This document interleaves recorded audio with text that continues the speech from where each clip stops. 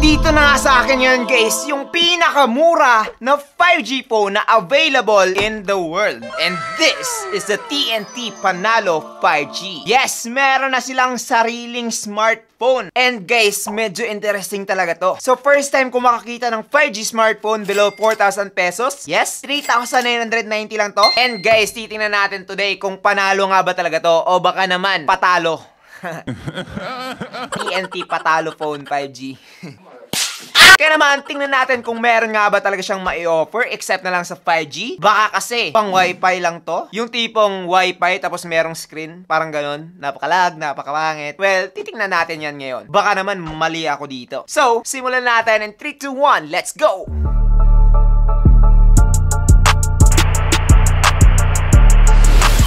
Hey, what's up guys? I'm JP and this is JTN TV. Ngayon, tingnan naman natin yung kanyang box. So, as you can see, medyo cheapy lang po siya. Hindi po siya masyadong innovative. Pero yun na nga, 4,000 pesos below lang to. Tingnan natin. So, syempre, merong smartphone. Sa baba guys, nandito yung kanyang 10 watts charging adapter. USB-A to USB-C na charging cable. Meron din tayong SIM ejector pin, of course. Mga paperworks meron din. And lastly, meron tayong case dito guys. Yun. Kumpletong-kumpleto na siya except na lang sa earphones. Now, here is the phone. Just look at that. Medyo plasticky look. Pero, yun na nga guys, plastic naman talaga to. Pagdating dito sa kanyang build quality, meron po siyang glass front, plastic back, and plastic frame. Dito guys, sa kanyang likod, meron tayong 2 parts na design which is merong glossy sa gitna and yung iba naman dito is hindi glossy but nag-a-attract pa rin ng mga fingerprints and smudges. So, medyo mahirap po siyang maging malinis. Oh, diba? Dumidikit ka agad yung mga fingerprints dito, especially kapag pawisin ka. So, kung ayaw mo yon, well, definitely just use the case. Now, taking a look at the camera module, meron tayong 3 cameras dito with 1 LED flash. Tingnan natin mamaya kung maganda nga ba talaga to. Dito guys, sa baba nakalagay yung kanyang SIM card tray which is nagso-support ng 2 SIM card plus 1 SD card. And katabi nito yung kanyang microphone, Type-C port, and speaker guys. Dito naman sa right side, nakalagay yung kanyang volume rockers and yung kanyang power button. Dito naman sa kanyang left side ay wala. Now, bakit nga ba walang fingerprint scanner itong phone na to? Well, it's because wala siya nun. Face ID lang yung meron dito sa phone na to. And para sa akin, it's pretty quick. Like, listen to that. Ganyan kabilis yung pag-unlock ng kanyang face unlock dito guys. So, para sa akin, mas maganda talaga sana kung merong fingerprint. Which is, again, wala. Also, wala rin siyang 3.5mm port dito guys. That is why kapag kayo ay meron pa rin mga wired earphones, well, hindi mo yan magagamit with this phone. Also, unlike the Infinix Smart 9 na 3,000 plus lang din na merong dual speaker, eto guys ay wala rin. Wala po siyang dual speaker. But yes, overall, etong phone ito ay makapal po. So, kapag ayaw nyo ng makakapal na smartphone, ayaw nyo rin nito. Pero so far, solid naman siya. Yun yung maganda. And I think this phone is locally made. Yes, TNT talaga siya. I think na-develop to dito guys. Kasi kapag pinatay natin siya, oops, hindi nyo nakita. Wait, buksan natin. Oh, 'di ba? TNT. So, hindi siya katulad ng CTE A75 5G na CTE pa rin. Eto guys, TNT talaga siya. So, I think lang, in my opinion, eto guys, ay locally made. Pero, hindi pa tayo sure dyan. Hindi pa tayo sure. Assumption ko lang yun. Now, pag-usapan naman natin yung kanyang display. Pagdating dito guys, this phone has 6.5-inch IPS LCD display with 720p HD Plus resolution and 90Hz refresh rate. Now, para sa akin lang, habang ginagamit itong phone na to, nung bago pa talaga siya, medyo laggy siya. Pero ngayon na na-set up na talaga and then download na lahat ng mga kailangan i-download, smooth naman na yung phone. And para sa akin guys, it's one of the smoothest phone that you can get pagdating dito sa presyo na to. And siguro yung processor talaga yung nagdadala nito, hindi lang yung mismong display. Pero yung downside lang dito pagdating sa kanyang display is ang lalaki ng kanyang bezel. Just look at that. Malaking bezel sa baba, malaking bezel sa itaas, and medyo makapal rin pagdating dito sa kanyang mga gilid-gilid. Also, for me, this phone is not bright enough. Meron pa akong mga nakitang mga 4,000 pesos na smartphone na mas bright pa dito guys. And also, meron na din yung mga punch hole display. Tecno Spark Go 1, Infinix Smart 9. But yes, 5G ba yun? Hindi. So far, kung display lang naman ang pagbabasihan, medyo lugi talaga itong phone na to. Kapag kayo mahilig manood ng mga movies, videos, mag-sokmed araw-araw, well, definitely, mas ma-appreciate mo yung mga na-mention ko kanina. Pero, kung okay ka lang naman sa display niya, na teardrop lang, and medyo may kakapalan pagdating sa bezels, well, definitely, okay na rin etong phone na to. Smooth na kasi siya. Now, pag-usapan naman natin yung kanyang performance. So, etong phone na to, guys, ay meron ng Unisoc T765, which is napaka-new para sa aming pandinig. Like, hindi pa talaga siya nagamit ever ng iba't ibang mga phone dito sa Pilipinas. Kaya naman, ano ba to? Okay ba to?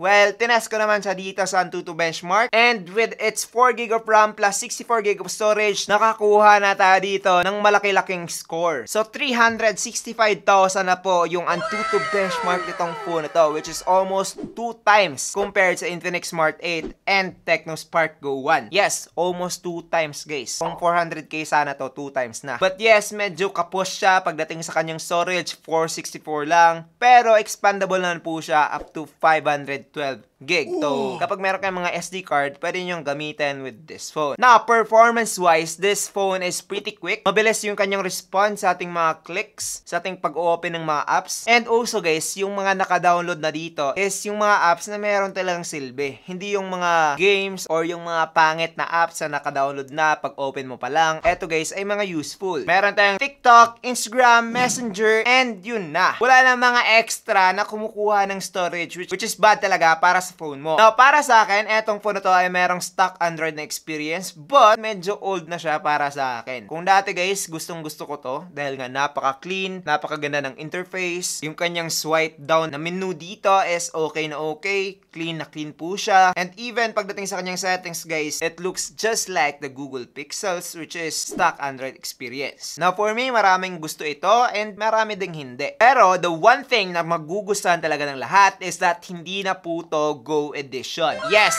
you heard it right. This offers full Android experience, guys. Kaya naman, kung ano yung makukuha nyo sa mga mamahaling smartphone na full Android na, ay ganun din yung makukuha mo with the TNT Panalo Phone 5G. So, yun talaga yung nagustuhan ko with this phone. Now, if you're into gaming naman, like Mobile Legends, Call of Duty, well, definitely wala ka ng problema with this phone. As you can see, Ultra Graphics with high refresh rate na po siya dito sa Mobile Legends, and wow, okay na to sa kanyang presyong 3,990. Napaka-smooth na, walang problema, walang mga lag or frame drops ako nakita using this phone while naka-on yung Wi-Fi. Pero kapag data siguro, guys, medyo magbabago yon. Dahil nga syempre, mas mag-iinit yung device, and also, pag kayo ay mahilig maglaro sa mga mainit na lugar, dagdag temperature din yon and magkukos yun ng lag through throttling. Yes. Sa Call of Duty naman, ganun pa rin, okay pa rin naman yung na-experience ko with this phone. High graphics with medium refresh rate, okay na siya. Napaka-playable, napaka-smooth na paglaro dito. Makakapatay ka pa rin ng maraming kalaban, of course. Pero hindi ko po ito marirecommend kapag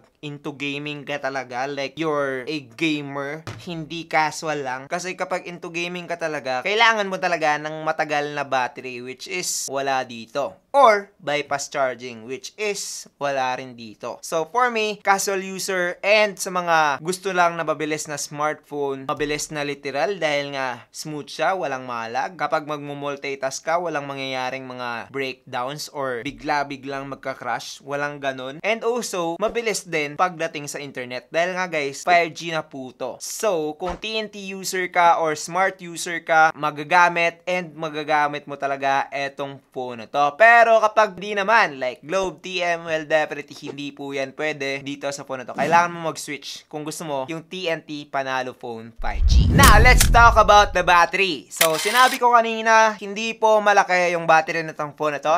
Yes, it only has 4,000 mAh battery with 10 watts of charging. So, hindi rin mabilis yung kanyang charging dito, guys. Kapag kayo ay mga casual user lang, like hindi talaga masyadong gumagamit ng smartphone, around 1 day and a half ka dito. Now, kapag heavy user ka talaga, palagi kang on the phone or palagi kang nag-gaming, well, definitely around 5 to 8 hours ka lang with this phone. So, ganun po kababa yung kanyang battery. 4,000 mAh lang kasi. Ngayon, pagdating naman dito sa kanyang charging, guys, around 2 hours and 50 minutes kaming nag-charge dito from 0 to 100%. So, medyo mabagal din yung kanyang charging. So, yun, meron ding downside etong si TNT Panalo Phone 5G. Now, let's talk about the cameras of this phone. So, eto guys ay merong 13MP main camera, 2MP depth, and 0.08MP na auxiliary lens. Dito naman sa kanyang selfie ay meron tayong 5MP selfie camera. Now guys, eto yung napakalaking downside with this phone. Dahil nga yung mga camera na 13MP na na-review ko ng Infinix Smart 9, Tecno Spark Go 1, magaganda yun. Solid pa rin yung result ng mga capture using those phone. But this one right here, ang dilim. Hindi ko alam kung bakit ang dilim ng kanyang mga nakukuhang photo dito. Pero I think na this 13MP camera is not just 13MP. I guess around 5MP lang din to. Kasi kapag titingnan talaga natin yung lens niya dito guys, ang liit lang. Napakaliit lang. Napaka-cute. So for me, if you love taking photos, well, I think you will not love this one. Maraming pang mas better dito guys pagdating sa kanyang price. Yes, meron pang mas worse, but I think so far sa mga na-review ko in this channel, this has the worst camera that you can get.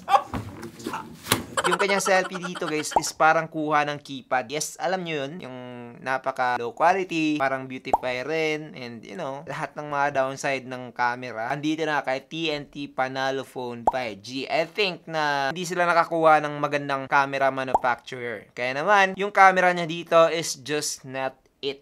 So, kung gusto mo ng camera, wag to. Promise guys, magre-regret talaga kayo kapag kinuha nyo to for its camera. Legit. Ngayon, eto pa, napaka-surprising to guys. Pero, meron siyang 4K at 30fps dito sa kanyang back camera and 1080p at 30fps naman pagdating sa kanyang selfie. Which is, try natin ngayon kung legit. So, eto guys, yung video quality using that TNT Panalo Phone 5G. Back camera to. So, ano sa tingin nyo? Okay ba? Comment down below. Try naman natin yung kanyang selfie. So, guys, eto naman yung selfie video camera.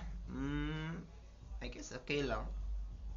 Comment down below. Okay ba? Comment down below. Ngayon, guys, after the 4K at 30fps, I think na this is good. Pero, again, yung kanyang light lang talaga yung kanyang problema dito. Which is, ang dilim po talaga ng kanyang result for me. Na siguro, tinitrick ako ng display na tong phone na to. But, we'll see. Comment down below kung ano sa tingin nyo. Dahil nga, pinost namin yung video talaga nito. But so far, yes, maganda yung quality ng kanyang back video camera. But, yung kanyang selfie is ganun pa rin. Parang kuha ng keypad.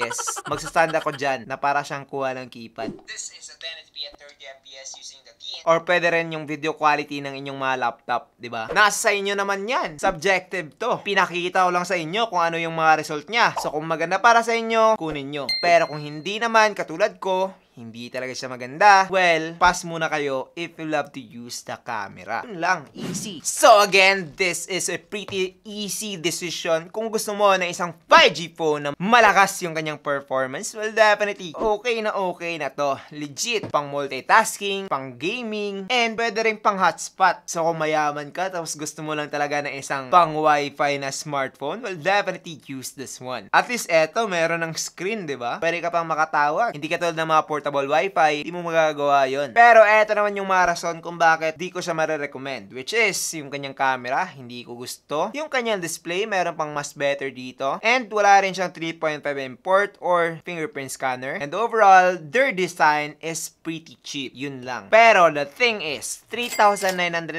lang kasi to. So, cheap lang talaga siya. Legit. Kaya naman kung i-wait ko, kung i-recommend ko ba o hindi, i-recommend ko pa rin to guys. Like, I think maraming mga tao nakakagamit ng 5G phone na napakamura lang. And this phone has it. So, that's pretty much it for this video guys. I hope na nag-enjoy kayo. If you did enjoy, well, definitely subscribe now. Dahil nga marami pa tayong upcoming reviews, events sa 2025. Kaya naman that's it. I'm JP and this is JTN TV. Thank you for watching and God bless. Bye-bye.